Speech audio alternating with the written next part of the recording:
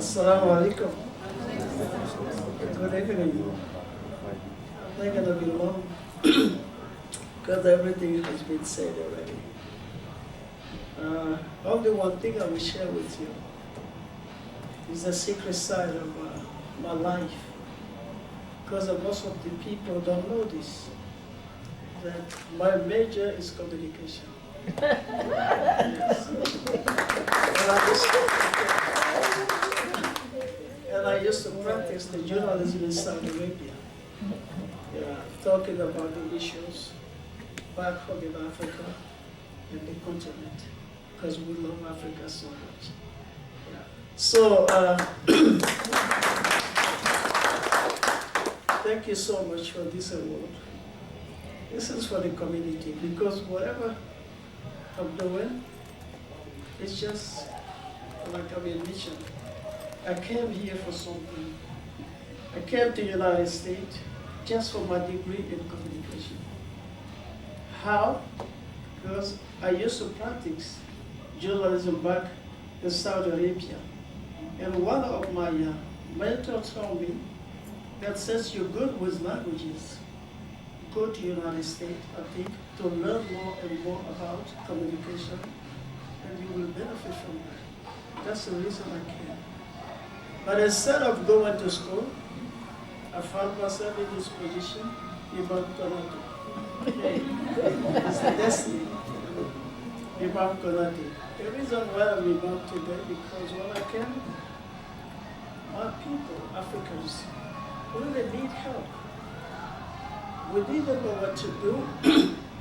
First of all, there was a lack of language. We didn't know anything about the system because we're new here in America. And most of us from French-speaking countries, right? And Muslims, as a Muslims, we used to go to Malcolm Shabazz, Mass 113, the Mass of Islamic Brotherhood, but the services was in English and Arabic. So we came together with the idea to establish our own houses of worship. Today in Harlem, we have almost 12 mosques for African community and 40-something in the Bronx. Also in Staten Island, Brooklyn, everywhere. That's the reason we established. We came up with the idea to establish the Council of African Imams, because not only between Christians and Muslims, we need to come together. Even as Muslims within the community itself, we need to come together. That's the reason we established the Council of African Imams, and I was behind this idea, and I was the founder. And today, we have almost 75 imams, members of the council. Thank you so much for this. Whatever we can do, we need each other to get down on us. My major is communication.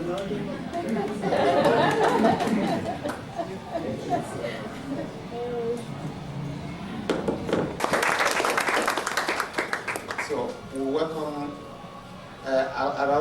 Okay.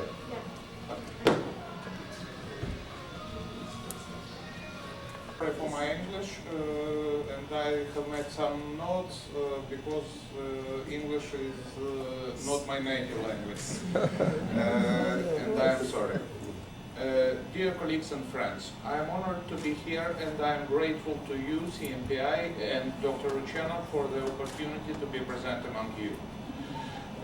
Given that we are talking about modern media, I would like to underline just a few points that I think are very important.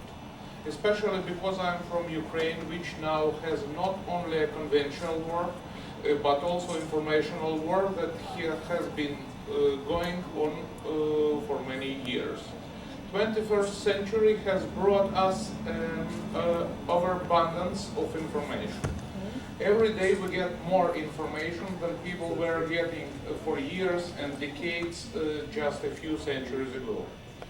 There are TV, radio, advertising, other media, and internet in every phone, in every cell and computer, social networks, and access to communication at any corner of the world. Naturally, there were those who decided to take an advantage of this. And today we are having an unusual experience. Our experience in informational aggression, informational expansion, informational occupation. Today we must admit a fact: informational warfare and informational hostilities are more efficient, cheaper, and faster than the hot war. Moreover, at the moment, the mankind has not yet developed a system to prevent targeted information war. And I am convinced that this should be today one of the main tasks of the world media.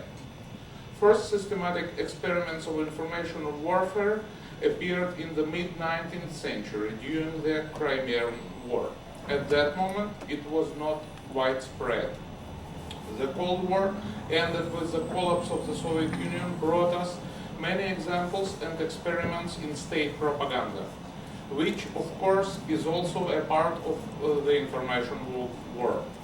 But it could not be called a war in today's current understanding. The most accurate example of system informational aggression was 1,000 hills free radio and television in Rwanda. The year of the radio broadcasting led to the genocide of at least 50,000 people. This is proven in court, and the employees of this radio were sentenced to different jail terms. Russia began to conduct systematic and thoughtful informational war against my country about 20 years ago. It was about the same time when the Rwanda capital, Kigali, began to broadcast 1,000 hills free radio and television. Russia has considered the mistake of their African colleagues and developed their experience. Today, you can often find a comparison of current Russia media person with propaganda minister of Nazi Germany, Joseph Goebbels, the chief editor of the newspaper Der Stürmer, Julius Streicher, who were executed by the verdict of the Nuremberg Tribunal. But I want to stress that today creative development of the ideology of the information war in Russia exceeds the standard of the German propagandists. First of all, because in Germany in 30s and 40s of the last century, there was some level of true facts, which sometimes was diluted by lie. Today's Russian propaganda is a lie in a clean, refined form. The result of this 20 years activity, we can see more than 80% of Russia's citizens support the illegal or even criminal actions of their president. And some of them even take arms and go to the Ukraine as the volunteers on the side of the bandits in the war. As I said, one of the first signs of informational warfare appeared in the mid-19th century during the Crimean War. It is interesting that the highest point of the strategy and facts of contemporary informational warfare was also reached in the time of the current Crimean occupation.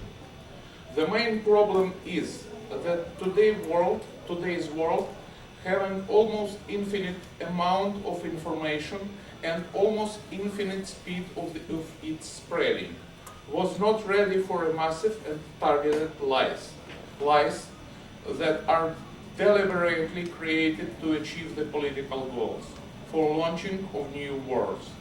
This is what is called informational warfare, which is now being waged against Israel and East Timor, against Georgia and Hong Kong, Kosovo, and finally against a huge country in the center of Europe, my homeland, Ukraine. Dear colleagues, I believe that today we are in front of major challenge to learn not only to resist the informational aggression, but also to learn how to minimize and neutralize any action of the aggressor. An entirely new field, not a smoky battlefields